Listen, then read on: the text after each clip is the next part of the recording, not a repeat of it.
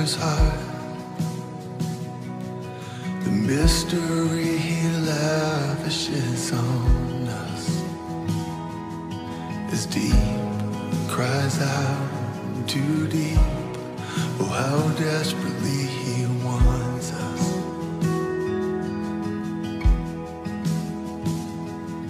The things of earth. Si j'annonce l'évangile, ce n'est pas pour moi un sujet de gloire, car la nécessité m'en est imposée, et malheur à moi si je n'annonce pas l'évangile. Fidèle de l'émission de les pasteurs, Shalom et bienvenue à votre émission que vous aimez tant. Oui, c'est vrai, l'autre aussi, on a bien ainsi pas l'émission où l'église et les pasteurs. Je sais que vous l'aimez beaucoup, puisque nous avons encore par vos suggestions, par vos messages, par vos encouragements, vous les hommes de Dieu. Vous voyez que l'émission est à Bino et l'espace est le vôtre. Vous qui voulez vraiment pour transmettre l'émission un message à Bino pour nous séminaire, enseignement, retraite, pourquoi pas choper en consultation à Bino. L'espace vous est donné, vous appelez seulement au numéro qui est au bas de votre petit écran et nous en avons pour nous servir Bino. Encore une fois, shalom. Je suis vraiment la joie et la nôtre de vous présenter cette émission avec une invitée cette fois-là. Oui, c'est une invitée, un ministre de Dieu. C'est une servante de Dieu, une éminente servante de Dieu qui parle bien. Une servante de Dieu qui a la cruche sur la tête. Car vous voyez, la cruche sur la tête, qui a la parole. On a vu qu'on maniola. On a vu qu'on pense, ça peut qu'on passe là. On a le balançant, mais ça fait quelques années dans la carte de il s'agit de la servante de Dieu, Maman Véronique Mboya Massamuna, qui est de la communauté La Moisson de Dieu, au numéro 25, dans l'avenue Ingende, dans le quartier Kimbangu 2, dans la commune, dans le quartier Kimbangu 2, voilà, dans la commune Yakalamu, référence dans la 4e direction, dans la route Elingesa. Ça veut dire que nous allons retenir aujourd'hui sur un thème où ils allaient vraiment intéressante sur même la stérile enfantera cette forme. Les analyses partie de la émission, mais la première partie de la émission, oui, c'est vrai, qu'il s'agit de la servante de Dieu, l'éminente homme de Dieu, la servante de Dieu, Maman Véronique Mboya Massamuna de la communauté La Moisson de Dieu, où ils allaient dans Ingédéa, le numéro 25, je vais bien répéter l'adresse pour la bonne audition. C'est avec que tu sonnes dans l'émission de la pasteur. Il y a quelqu'un qui a un plateau dans l'émission, vous allez réserver pour la bino. Alors, dans le lobby, bonjour maman. Bonjour maman Sylvie. Shalom maman Nangaï. Shalom, shalom maman. Maman, tu es dans la communauté La Moisson de Dieu, dans le lobby, dans le numéro 25, hein? C'est là où nous sommes, non? Oui, 25. Oui. Là, c'est où l'apôtre Francis Massamuna, c'est le visionnaire, il y a Moisson de Dieu, hein? Oui. Et vous en êtes servante. Oui, oui. Vraiment, tous dans la communauté, il y a une grande communauté où tous un peu partout par la grâce de Dieu. Mais à Ouza centrale, c'est-à-dire ici, quand il y a beaucoup visionnaire, porteur et vision à Zali. Mais tous un peu partout par la grâce de Dieu. Donc, merci beaucoup, maman Véronique. Maman, vous avez dit que dans la vie, encore ça, maman Véronique, servante de Dieu, mais dans l'homme de Dieu. Mais tu dis que maman Véronique, qui va te faire aux enfants, pourquoi vous avez se présenter au Rotin, dans la suite, maman Véronique, Mboya Massamuna. Quand on parle de Massamuna, on voit la porte, comme j'ai dit, donc vous êtes la femme de visionnaire. Hein? Oui, merci, maman Sylvie. Maman Véronique Mboya, des Akombo Nanga, Massamuna, Zali Kombo, ya Mobali Nangai, Zali porteur, ya vision, ya communauté Moisson de Dieu. Apôtre Francis Massamuna. Donc, naza servante dans quatre églises. À part que la maman pasteur, nazali servante dans quatre églises.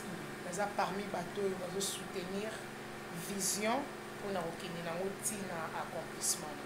Maintenant, maman Véronique Mboya Massamuna, c'est vos autres qui absolument Nzambe.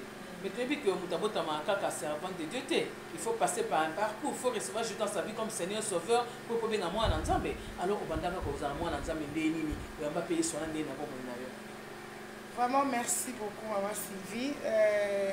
Parcours Ezamoulaï, d'être le bac derrière un grand, il y a une histoire. Amen. Donc koki ko bimaka te ka dans les vides boy. Tout à quelque part.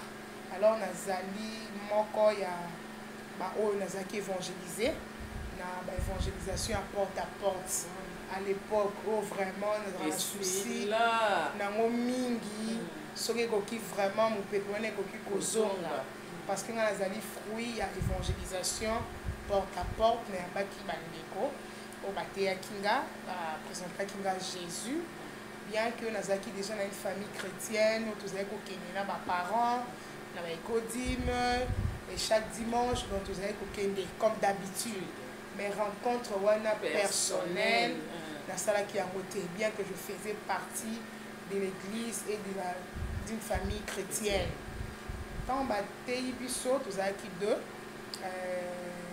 nazalaki vraiment touché na message na bango et napesaki bango promesse ke na oya na église esali que le jour on akendaki mpe na église nakutanaki mpe na message moko ezalaki vraiment formidable oyo bazalaki koteya biso sur l'amour de Jésus-Christ en tout cas nalobaki te namoni moto azolinga nga na mokili eza nde Yesu e mokolo yango lisusu nasalaki rencontre wana nayambaki Yesu na prière oyo basalisaki biso na basala nzambe oyo tokutaki à l'époque nde tokotaki na kati ya makambo ya nzambe tozo évolué ti lelo petit à petit.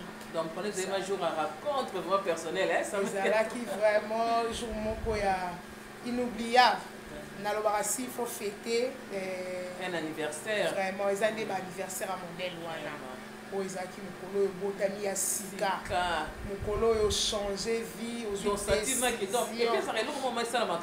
donc yo moko oza shooté donc c'est plus donc tu dépends plus de toi hein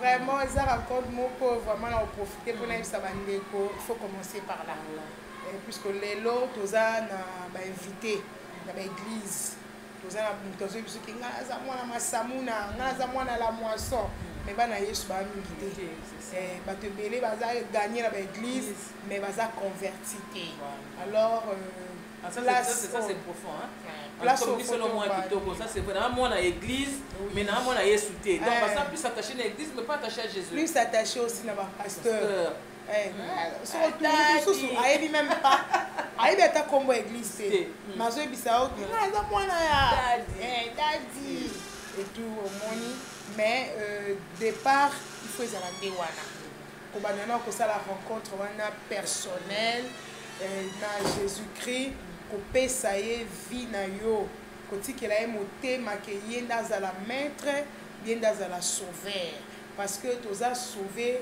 kaka par la grâce mais à travers Jésus-Christ donc sans Jésus salut eza te okoki ozala mwana pasteur obotami mwana apôtre obotami na famille moko oyo moko oyebi mais lakisi te ke yango nde eza salut mpona yo non salut mpona yo tu dois recevoir personnellement Jésus-Christ est ton Seigneur et Sauveur ya vie na yo mama tozotuyeba kaka siko okotaka na service nzambe deni si vous êtes une servante de Dieu hein parce que vous êtes un patron dit l'appel vous avez reçu l'appel comment mais aussi na service nzambe okoma disciple nzambe deni oui baenseignement oyo nakutaki na église nde orientaki ngai orientaki nga mpe bandeko nakutaki na kati ya église bazalaki mpe modèle mpona nga baza moko parmi bato bamotivaki nga mpe nakota na kati ya nzela ya nzambe donc ntango oza sauvé yebaki automatiquement oza engagé pour servir donc nous sommes sauvés pour sauver donc pour servir aussi dans la kotaki na église après les enseignements affermissement toujours que maman ba retraite moi mingi ça fait si là maman combattre boma bona bona so afin ba base ouais ça que le vendre vraiment faut ça l'enseignement oui ce qui aura raté déjà étape wana eza lokola mutu azotonga ndako mais fondation fondement eza te eza lokola nzete moko boye etelemi mais eza na racine te alors soki mopepe ye yebaki oza mosika te ya kokweya yango ozomona lelo eza na bato mosusu abandaki chrétien après lobi ake kokota na basecte mosusu obaki na bareligion même pasteur moi paraît abandonné fois comme dans l'église de noir bon je sais pas donc rencontre ça pour moi personnellement eza entre Jésus c'est que déjà racine eza te parce que omoni nzela nzambe eza te nde baprésentaka biso ke ezali nzela moko ya barose nzela moko boye basaleli yo dessin ya bafleur ebele bafruit wana olobi ke non te Christ azoloba alobi soki nga nzete ya mobesu basali nga boye ebongo bino nzete ya kaluka. Donc soki Christ oyo aza maître na biso modèle na biso azalaki persécuté c'est que biso tokovivre vie wana. Donc na se ya moi toza wana mpo tozwa kaka mapamboli te mais toza na mpo topaye le prix tosouffrir avec Jésus-Christ. Yango nozomona esengeli mutu abanda na fondation moko to fondement moko ya bien, fondement moko ya bien azala vraiment na misisa azala affermi po affermissement eza lokola racine o bapesi yo ntango obanda omata mopepe ya soki racine yo eza bien ata mopepe ya en tout cas okoya te oningani moza kaka sur place. Mais lelo moni tellement que tozo pris le étape wana nde tozozwa baproblème ebele ozomona chrétien azo parler à langue rempli du Saint-Esprit mais okute na bar okute ye azomela okute azobina aza mpe na baargument na ye aza nango na bible omona moto aye wana yamba miracle omata kotombwa mokende mpo tokobala amen azwi offrande atie mais lobi moto wana okekute wapi atemi na boulevard aoteka nzoto asala kivumba donc mpo na ye jésus aza wana mpo apesa aza wana mpo apesa aza wana mpo afuta aza wana mpo arécompenser non. Or la vie chrétienne c'est toute une vie ezali vie mobimba donc ndenge chaque jour on a besoin ya kolia ya komela ndenge chaque jour nzoto besoin ya posa elata ndenge mpe vie chrétienne bavivaka yango donc bavivaka yango. Merci beaucoup maman Véronique, c'est vrai que vie chrétienne bavivaka yango mais nous au début on dit que j'ai aimé hein le makambo évangélisation de porte à porte au fait les a souté les a soumis comment rappeler surtout pour la modernisation na éviter mais tout que porte à porte ça marque la communauté moisson de Dieu qui présente hier soir to na éviter. Bon ezalaki porte à porte tout d'abord les longs na lobaki porte à porte c'est un résultat makasi c'est un résultat moko efficace par rapport il y a les lots tout ça là les lots tout ça plus na affiche ba banderole tout ça plus publicité na biso parce que photo bato ba mona yo mais porte à porte bazo mena so ba affiche te ba mena so banderole te bazo mena so Christ mona Yesu mutakoti ya biso ki na ye na memeli yo Jésus mais les lots na ba modèle mususu ya évangélisation tozozwa résultat nango eza penza efficacité. Alors ngai grâce nazwaki ezalaki église AIC tozali kobenga yango AIC donc moisson azali papa ya moisson nde tokobenga donc moisson de Dieu ebotami na kati ya église wana AIC po baévangélisaki nga mpona koma lelo mo Kristo. Sikoyo tongi toyeba de qui est-ce que maman Véronique Mboya Massamuna apprend de connaître sa Bible. De qui êtes-vous fille? Puisque vous savez que sans père, sans repère, hein? Il y a repère, nous avons vraiment maman Langaï. Nga moi na ya apôtre Francis Massamuna. Avant zalala mobali nanga aza pasteur nanga. Amen. Yende ayambinga na kati ya nzela Nzambe. Yenda la kisinga le ABC de la Bible. Nazaki affermi na makolo na ye nazaki baptisé pa na ye alors na ye koli nyonso na koto ye kola mpona ke de service na kati ya c'est-à-dire nazaki protocole nazaki na intercession na évangélisation dernière dame nazaki monitrice ya ekodi wana kutu nde eza mpenza service na ngai ya monene ya makasi oyo vraiment evandisi nga lisusu kozala monitrice ya ekodi. Alors nazalaki modératrice na kati ya église en tout cas misala nyonso nasali nazalaki na logistique nayeba kotanda kiti kopangwisa bakiti simplicité donc parcours eza mpenza bon on ne change pas le parcours de quelqu'un et les robes ngami mosali na ensemble une servante.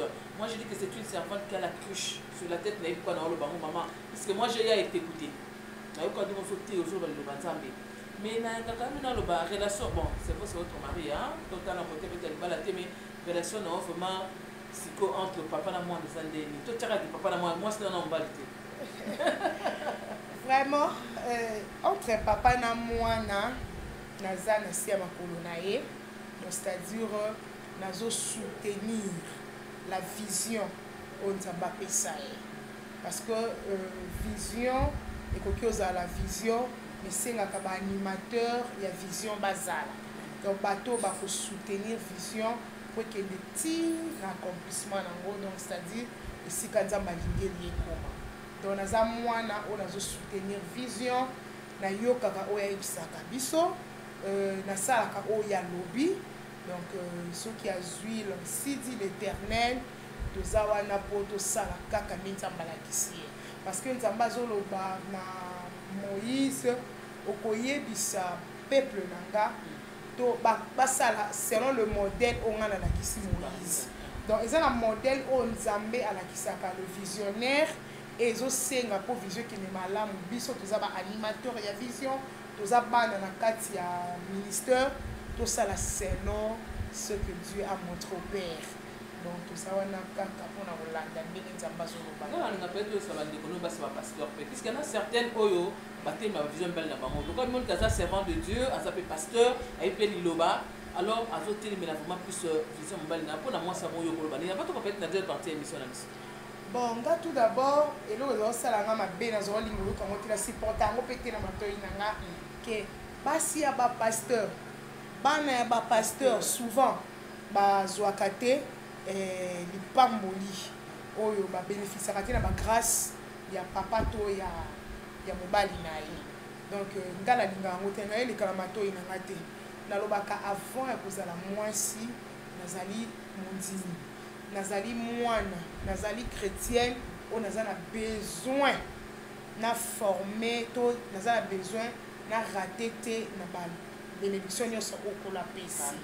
Alors nasengi na bandeko wana sala part de choses, sala part de choses, aza mobali na yo mais yebaki libala eza nango kaka na se ya le mariage eza terrestre etikala.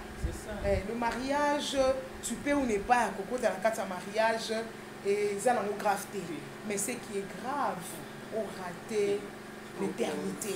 Dans l'éternité, alors, keba ki okoki ko raté, okoki ko loupé à cause ya utaki mo mwasi, parce que ça papa nanga, non. Que ça le quoi papa nous a médecin. Ce qui a consulté yo après ce qui s'est remélobi na omelate pour papa na ngaza docteur okufa. Donc ce que koyo kaye en tant que docteur okokende kozala guéri et tout, santé ça bien, mais ce que nga na omelaki c'était pour papa na ngaza munganga wana okili wana yo. Donc tout ça la part de choses, tout ça part de choses. Mon collègue na olobela même papa si oh maman pasteur c'est vrai papa maman pasteur souvent la souffrance ma sœur le tout le monde sera vraiment la souffrance mingi na ba crise ya tension, crise d'affection, parce que pasteur a plus concentré car na église atiki moi si na e asaka kana moi encore biso ça daddy papa za na retraite, papa za na mission, alors enfermé après vraiment ça paie mon quoi ben les mots et comme ça la qui va pasteur pe bakoma pe na ba attitude moko boye mettre au lobelango la kelanga maman pasteur ke to lobelango vraiment. Merci beaucoup à notre à l'église des pasteurs, je crois Bolanda, c'est la servante de Dieu, maman Véronique Mboya Massamuna, Ouazali servante de la communauté Moisson de Dieu, na 25 Kambi Ingende, na Kimbangu 2, na commune ya Kalamu. Mais je pense que dans le 4e direction, après Elingue Sa, maman Elingue Sa voilà, déplacé tout ça, il n'a pas de c'est beau, c'est pas comme on le bat, c'est déjà. Mais quand on a la deuxième partie de la mission, avant de compter, je vais vous dire que le mouvement du Saint-Esprit, le prince-ministre, a organisé une seule soirée prophétique au ministère du 7e jour. Dans le ministère du 7e jour, où ils ont un thème heureux les affligés. Ils ont le numéro 20 avenue Lumene, dans le quartier 4, dans Gilles, référence dans les alliés arrêt le film transport, juste dans Kimbatseka ceux qui na Sainte Thérèse wana na route wana et ça avec les prophètes Gaius Bwanga Mota Zoko, voilà, Mota Zoko, il a organisé une seule soirée prophétique. Ils ont déjà lobby mercredi, hein, le 26 à partir de 16h. On a vu le Méné numéro 20 dans la partie 4 de la commune Angéli. Wapi Oyo, à cause d'un thème des alliés, heureux les affligés. Vous, dans la chose intéressante, vous allez, référence dans vous allez arrêter le film transport na route qui battait que la Sainte Thérèse. C'est ça là où le prophète Gaius, voilà, Gaius Bwanga, Mota Zoko. Moi, je l'appelle le jeune lion, hein? Un jeune, vous m'avez dit que le ministère n'a pas prophétie comme prophète. En tout cas, vous avez Boyoka et que vous avez décidé, c'est le mystère du 7e jour. Donc, ils sont leur communauté, les Aigles des Grâces, qui organisent un séminaire, toujours à partir de demain, le 26 mai, au vendredi 28, de 17h à 19h30. Vous allez à Terminango. Toutes les nations de la terre sont bénies en toi. Voilà, c'est avec le pasteur Jacob Chimwengo. Vous allez dans numéro 78, dans l'avenue des Rosiers, dans le quartier Jamaïque, dans la commune de Kintambo. Arrêt dans le cimetière, il y a Misma, dans le cimetière de Misma, au Tuni, avenue des Rosiers, dans le place Oyo, la communauté, les Aigles de Grâce, ils ont organisé un séminaire dans ils ont un thème dans toutes les nations de la terre sont bénies en toi. C'est avec les pasteurs Jacob Chimon que je dis, je les salue aussi, mon pasteur que j'aime beaucoup et merci pour tout ce que ça fait dans la vie d'Angaï. Mais tokepe na Maman Boya, tokepe tolobela Ozali l'église Belle de Dieu avec les pasteurs Ernest Mongu qui est dans ses préparatifs, il y a croisade, le 7, du 7 au 8 août, dans l'avenue Kivula, juste au de la temple béni de Dieu, numéro Kivula numéro 3, dans la commune, il y a Kintamo, référence Nango et Zali. Maison pour la vélodrome, bien présent dans la maison Mungu avec les pasteurs, l'évangéliste Ernest Mungu, Oyo, Ayambarapé chaque mardi, hein, à partir de 7h30, l'été mardi à l'élo, à partir de 7h30 jusqu'à 12h30, le pasteur évangéliste, voilà, Ernest Mungu reçoit, et c'est un homme que Dieu utilise beaucoup dans le ministère Naïe, hein. Moi je l'appelle l'homme au 7 ministère, puisqu'en lui, vous allez tout retrouver en lui, et Dieu l'élève beaucoup dans le Ozali, délivrance.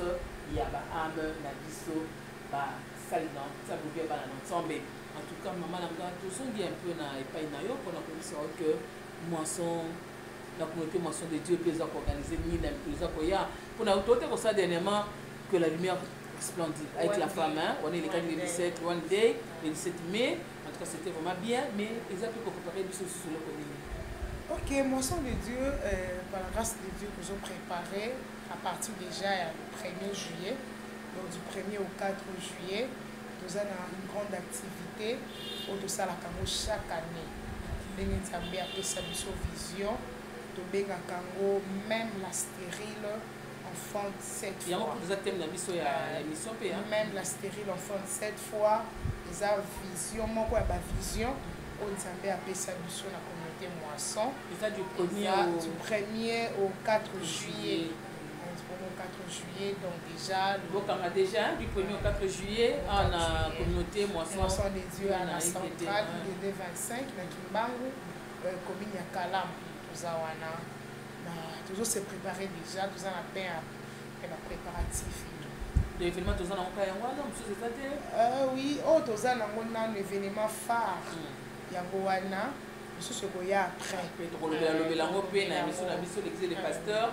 En tout cas, Nancy Boyoki, Oyo Maman Véronique Bouaya, la savante de Dieu, ma savante dans le bistrot. Alors, on a tous son maman Langa, dans les années 2 parties, c'est-à-dire que même la stérile enfante 7 enfants. Alors, on dit maman Langa, qui est-ce qu'on appelle stérile? Quand on s'en va rater, ou bien éviter ceux qui. Une femme va déclarer stérile, comment elle peut enfanter 7 fois? Je ne sais pas, c'est vraiment paradoxal, hein? Vraiment, c'est la parole. Les gens qui ont pour la preuve dans les gens bateau déjà expérimenté, ma casse, on va expérimenter en haut. Et puis, les animaux, quoi, ma vision, ou les autres, ça va témoignage dans haut. Tant la stérile, la stérilité, tout visant à maternité. Bien que maternité peut.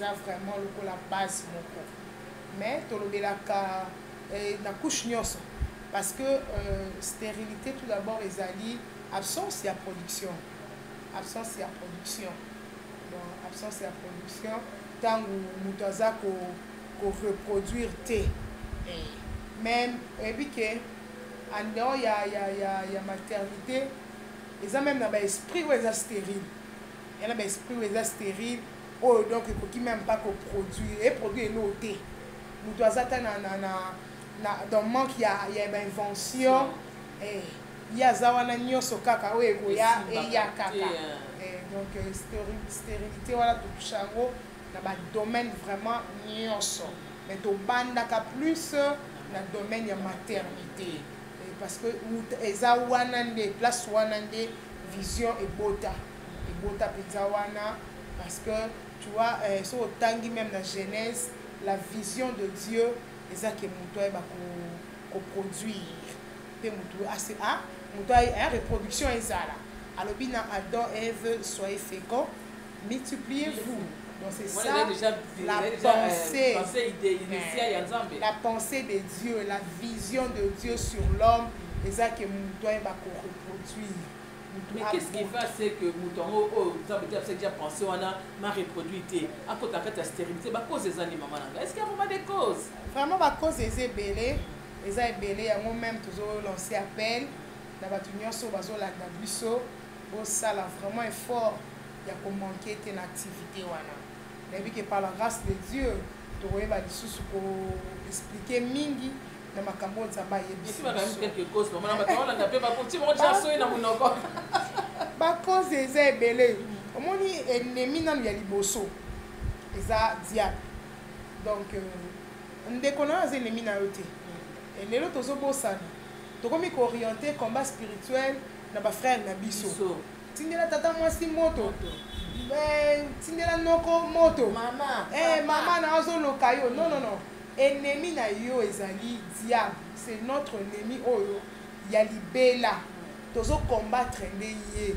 alors diable déjà azali asepela na lipambo ya bana nzambe te cause ya liboso c'est le diable ayaka na mission nde bible ezobisa biso na Jean 10 ayaka pour dérober détruire égorger aye pour alongola mutu na plan ya nzambe aye pour alongola mutu na kati ya vision ya nzambe yango ozomona même na jardin d'Éden bible ezobisa biso que l'homme azalaki bien Adam et Ève chaque soir l'éternel azalaki koya kovisiter bango bazalaki na harmonie mais le diable lokola alingaka lipamboli te asali nini akoti aye kodétruire cause ya mibale oyo ememaka mpe stérilité eza mpe mutu ye moko eza mutu parce que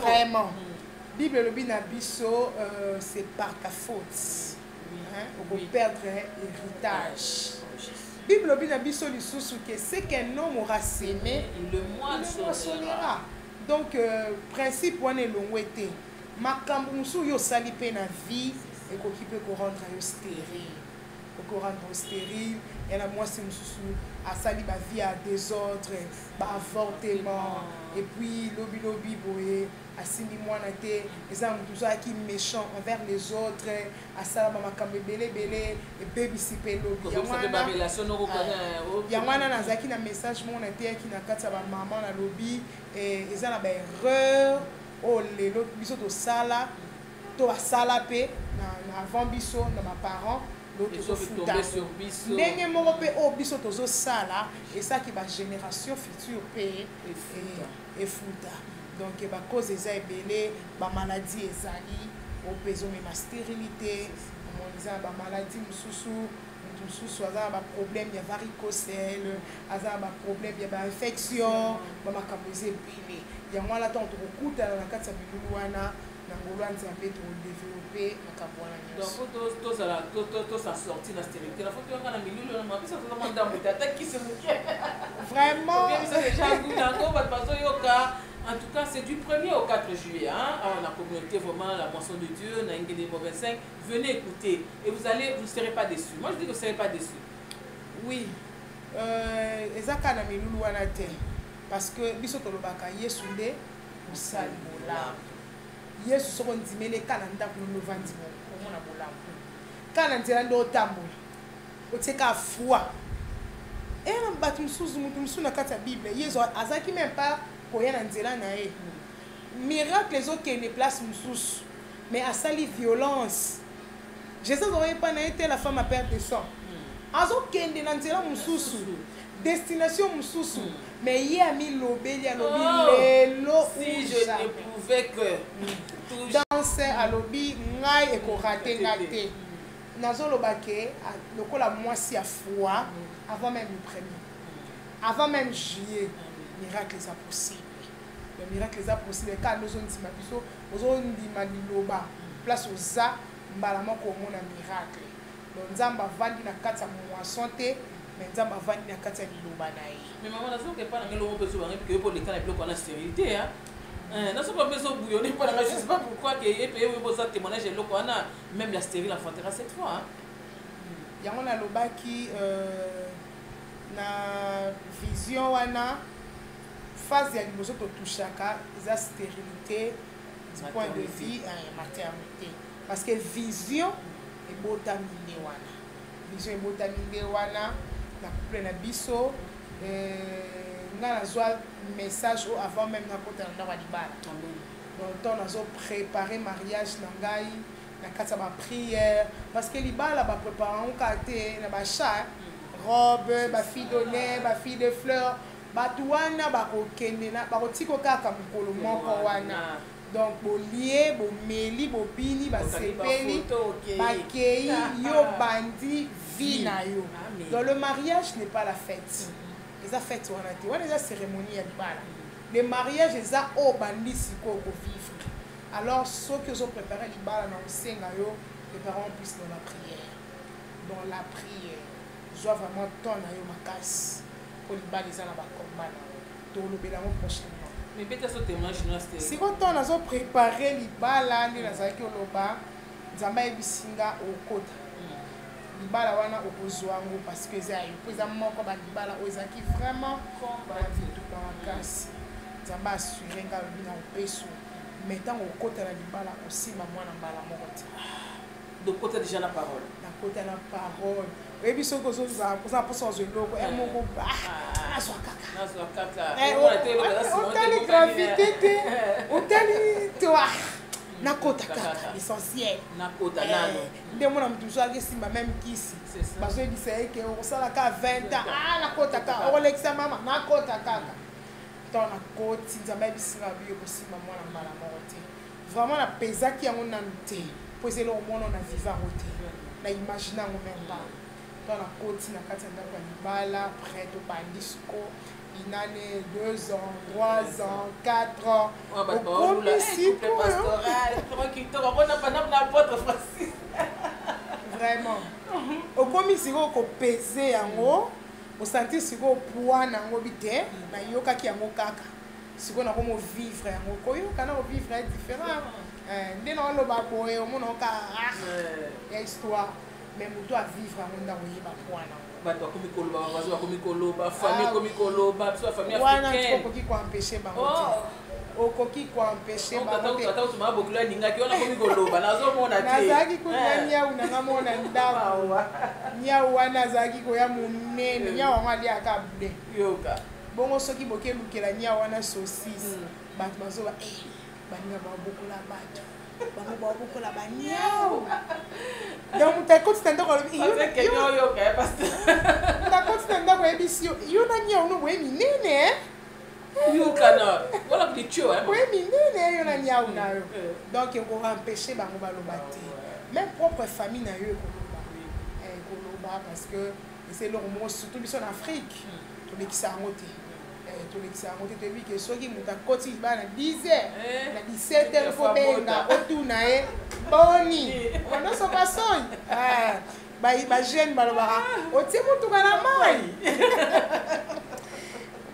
donc tant tozokende mais à chaque fois nazalaki ozonga na prière nzambe azalaki ozongisela nga vision wana ayebisanga obota mwa mbala mais pourquoi nzambe ayebisenga abi okobota okosimba mwana mbala moko te mpo après stérilité na yo ezana ba ka ebele ona kotia liboso na yo osambela mpona bango oteya bango mabangiso ya bana ebi mama Sylvie nzela oleki te okobeta mpe liso nango bien te obeta te mama okoyeba mpe komema fardo wana okela moninga mpe pasi ka tozalaki kala oke na matanga boye moto azolela ozokola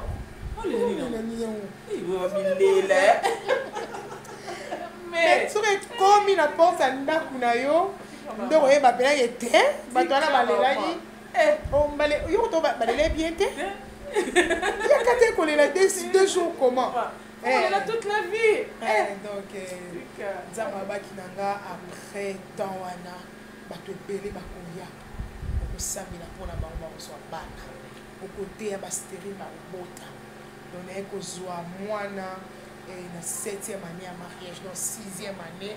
Mais on a déjà Vision et la même série dans le banda déjà. Vision même la série les bandits une année après mariage. Yoka. Donc tu as 6 ans. Tu fêté mariage, tu fêté anniversaire il y a mariage le 29 juin, le 30 juin tu bandit première édition, il y a même la stérile. Et aux autres yango au moins on croit qu'il y a un robot à lobby. Mais année pelé que boti 2 ans pelé que boti 3 ans 3 ans 4 ans 5 mais pas tout bazoya bazoya ba osebe ba basiste ba boti baeli ba bébé opamboli pe aeli ozemi ne fo simba osambela mais yo zana boto bota te simba libumu ya minga déclarer pour moi na wana bota ma bien donc faut zakana ekola nzambi amen assurance moko na zaye kozwa soki olinga témoignage na bi oui c'est que ça preuve que ça va bien c'est possible nga pe na ozwa et le quoi ton matio fwa moko boy on continue na magasin on mona ba produit belé te so monika tel les mamans pour comprendre que c'est belé na kata magasin il y a des échantillons kaka ba wana bazaki ko bota wana na fwa mama na na za ba ke bino boza ba échantillon pour foi totaka foi ka te pour na makambo nzambala ki asali mais pour na wasali ba susu amen. Donc on croit que pour la vivre. Attends la vivre, mais souvent vivre, on sait que Dieu est capable de le faire. Donc toujours évoluer. Bon, chaque année, édition Ezalaki, témoignage Ezalaki, et donc beaucoup ma 6e année, 6e édition de comment qui peut tourner. Amen. Alors moi j'applaudis. Bébé triomphe. Là, j'applaudis pour Dieu. C'est la fidélité de Dieu. Hein? Mais on dirait qu'il m'a en tout cas, nous avons fait ça une fois, nous avons fait ça une fois, nous avons fait ça une fois. On fait ça plus. Parce que dans ma cambo, il y a eu 40 fois. Nous tous avons commis le côté. Et on a besoin de tentation, mon côté, au-delà de ma force.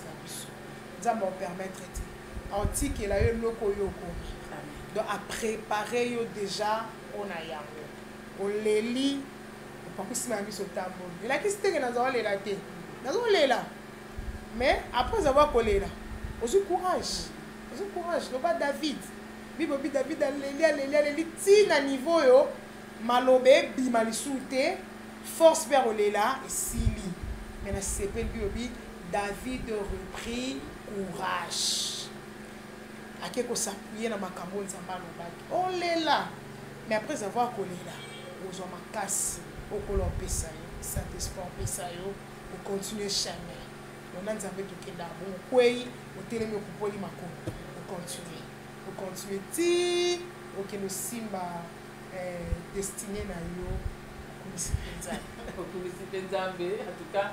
Je vous ai dit que vous ne serez pas déçus, non? Fidèle à l'église et les pasteurs, on a Suboyoki. Je vous ai dit qu'elle avait la couche à la tête.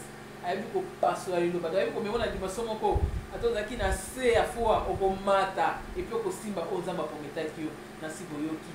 Même la stérile enfantera 7 fois. Mais maman langa, on est à l'église et les pasteurs, hein? On peut être sur la stérile, on a mais c'est l'église et les pasteurs, maman langa.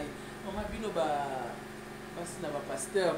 Bosa accusé na makambo ebele pe ya mama nanga ipeke bino nde bozokimisa bandimi na kati église na invité mama oyi mosa pasteur oya boye yo ngosona pasteur awachelo bakala mama pasteur asekisaka bato te ma pasteur azala kaka pona kolanda pasteur ma pasteur ni krabiso basito to bashipti na se na ebite mambo banga ni na mon église o attaquer ma pasteur vraiment ya na lobby prochainement tu dois le dans l'obéla oui dans l'obéla mon émission ma prochaine alors il y a large on a dit que dans un kaka Nicolo beto l'obéla go et ça vraiment sujet et puis tant ozo kota na libala eloko ya liboso yeba na obala nani na obala mobali nini ko comparer mobali na yo na mobali nyonso te voilà donc déjà obala pasteur pour les lots tozo kota ba mariage to se préparer te to se préparer kotika poza na posa libala oza préparer te donc ça ba deka tant on a yebi déjà que moto nazo bala c'est un homme de Dieu maman Sylvie basala nzambe baza ba polygame c'est-à-dire maman c'est-à-dire pasteur aza na basi mibale aza na mwasi yo lokola ngai maman Véro mwasi ya apôtre Francis aza pe na mwasi ya mibale c'est la vision l'église le ministère attention oye bakokataka parti wana yango kande ntambo na baréseaux sociaux bapasteur baza bapoliga elo nyonso nga nazolinga tant que mwasi le ministère aussi a besoin c'est-à-dire ministère a besoin d'attention elle a besoin de sacrifice elle a besoin de payer le prix au cours du ministère moko reçu te ceux qui olala na ndako tongo ti tongo misusu du 1er au 30 du janvier au kendara ozona ba sacrifice était yango wana siko esengaka mama pasteur à se préparer ti ozokota nazokota lokola mwasi au mwasi mosusu azali pose la bien il faut yo linga mwasi wana bo avancer elle a bilo mosusu nga na jugeaki yango ndenge moko boy avant na début ya mariage mais tant on a koti na ben ministère na koti na profondeur ndenge nzambe akomi koutiliser na comprendre que te bilo mosusu eza ndenge wana donc yango wana bito olobela yango makasi olobela yango vraiment makasi po eza mpe na baseur na bombeli bango bakondamne kaka bamama pasteur mais flèche ezosongela bango moko. En tout cas, merci beaucoup maman Langa, la servante de Dieu l'évidente. En tout cas, maman Véronique Boya Massamuna, wazali servante pe moi si il y a apôtre Francis Massamuna na kati ya communauté des moissons de Dieu, wazali na Ingédé numéro 25 na Kimbangu 2 na commune ya Kala mon dépasse ya bien lelo maman Langa tokomi kosuka na suka maman émission na psychologie maman loba vraiment ya suka okokope ça va to kabwana lobi nini vraiment alors basuki ya passe pour l'émission pour la présentatrice pour la vie pour la rappeler pe biso programme ya la communauté de vraiment nalo sepela maman Sylvie makasi parce que aza moko ya bato bazo encourager biso poto kembeli boso donc aza mbamba moko je vous dis sokozana yeza makasi même si j'annonce pas les voix je me dis que malheur vraiment nalo pesa merci na émission et na pasteur na biso là toujours Kenny pasteur Kenny aza tellement humble ye momoni na ba image te mais azala héros dans l'ombre azaki na émission na biso nzamba pa mon émission qui n'est boso tous ensemble pour continuer lisusu par la grâce de Dieu programme les moko du 1er au 4 juillet ezali même la stérile en fond 7 fois mais en attendant tous biso chaque jour tous awa tous préparer yango tous a bien l'activité la biso ya culte ezara lundi mercredi vendredi tous a programme au samedi donc lundi mercredi vendredi tu auras 17h à 19h15 et samedi tous a un programme spécial vraiment à la prière tu benga rango intercession à samedi et si ka wapi ba miracle de ça mama kasi la prière de 8h à 10h30 donc vous avez un sujet de prière où se soutenir ce que yo peut sujet au peut sa communauté au peut ka sujet na yo église mobimba et côté likamuna yo donc vous avez vraiment dimanche to prière de 8h à 10h30 makabezo les bien yaka nzamba masamba. Et le pasteur reçoit quelque chose. Le pasteur reçoit le mardi, jeudi et samedi, mais tout le jour à sa dispo. en dehors ya bajour na ye mais aza dispo à partir ya 10h aza déjà wana ti ba 14h okomona ye mais soki oye na église vraiment c'est un homme qui se donne makasi na mosala nzambe il est permanent il est là heure nyonso oza na besoin na ye akoyamba yo epuis nayebi ke okosepela numéro téléphonique pour contacter. Vous avez la chaîne vous avez une chaîne YouTube? Vous avez une chaîne YouTube, oui, Ezali Pasteur Francis Massamouna TV. Pasteur Francis Massamouna TV, on a la prédication Ezali et l'activité spirituelle au niveau des grandes églises. Et les grands pères, vous avez une page Facebook, communauté Moisson des Dieux, pour la prédication sur les caca en direct. Les mois de téléphone. 084 047 73 24. Maman Mandela 084 047 73 24. Vous allez banda mboka au Tchekaka 00243. Merci beaucoup maman Véronique, merci pour votre disponibilité. Tu as envoyé un bureau na yo. En tout cas pour kato soir motu ya pona kolesa pe ba na Nzambe. En tout cas on a été béni par la parole. Et vous merci à tout le monde, merci à nos téléspectateurs qui fidèles à l'émission sur l'église des pasteurs. Comme je l'ai dit au début, le ministère Prince Ministre organise une soirée prophétique demain à partir de 16h30 dans la ville Lumele numéro 20, dans la quartier 4 de la commune Njili. Allez-y avec les pasteurs, le prophète Gaius Kwanga Mota Zoko à partir de 16h. Et la communauté aussi, les aigles de la grâce avec le pasteur Jacob Chimango. Présente aussi, organiser un séminaire qui commence demain avec comme thème, vous êtes bénis toutes les personnes sont bénies en son nom et c'est sur 78 avenue des Rosiers, dans le quartier Jamaïque, dans la commune Kitambo, référence au cimetière, il y a un musulman et les pasteurs évangélistes Ernest Mongo, la pratique est à présent des 7 au 8 août, dans l'avenue Kivula numéro 3, dans la commune Kitambo. Il va se présenter chaque mardi à partir de 7h30 jusqu'à 12h dans l'église Belle de Dieu, vous allez numéro 3, dans Kitambo, référence Naro, les Zambongo, Vélodrome. Et merci beaucoup à vous et mes salutations à l'apôtre Clétus Mwamba Désiré, Oyo, Azatokona, Likasi, Kanamsali, mission évangélique, Azakosala apostolique, pour la reconnaissance à Yesu. Merci à mon équipe technique, le pasteur Kenny. Merci à vous tous. Behold the Father's heart, the mystery He lavishes on us is deep, cries out too deep. Oh, how desperately He wants us.